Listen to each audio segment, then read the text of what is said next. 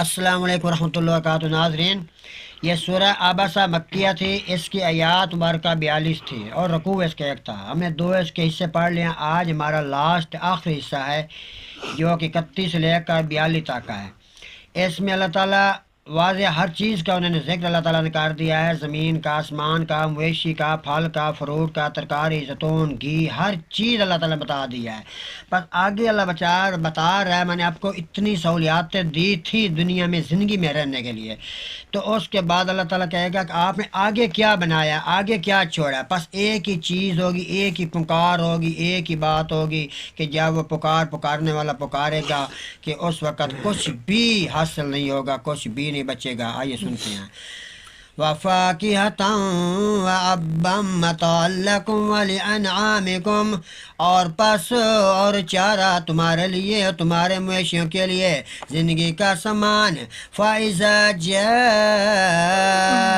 السَّاخَّةُ، پس جب کانوں کو بہرا کرنے والی قیامت آ جائے گی، یوم یفر المرء من اخی، جس دن جس دن آدمی اپنے بھائی سے بھی بھاگے گا، و امہ و ابی، اور اپنی ماں اور اپنے باپ سے بھی بھاگے گا، اللہ اکبر، و صاحبتہ و بنی، اور اپنی بیوی اور اپنے بیٹوں سے، لکل امرئ منہم یومئذ شأن یغنی، اس دن ان میں سے ہر شخص کی ایک ہی حالت ہوگی جو اسے دوسروں کے لیے بے پرواہ بنا دے گی۔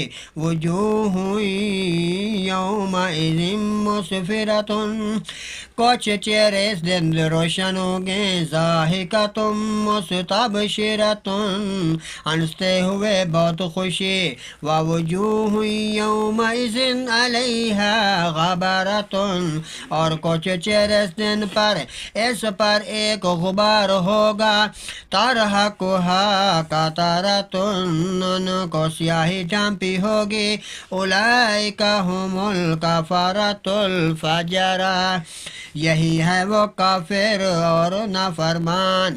صدق اللہ العظیم و صدق الرسول النبی الکریم۔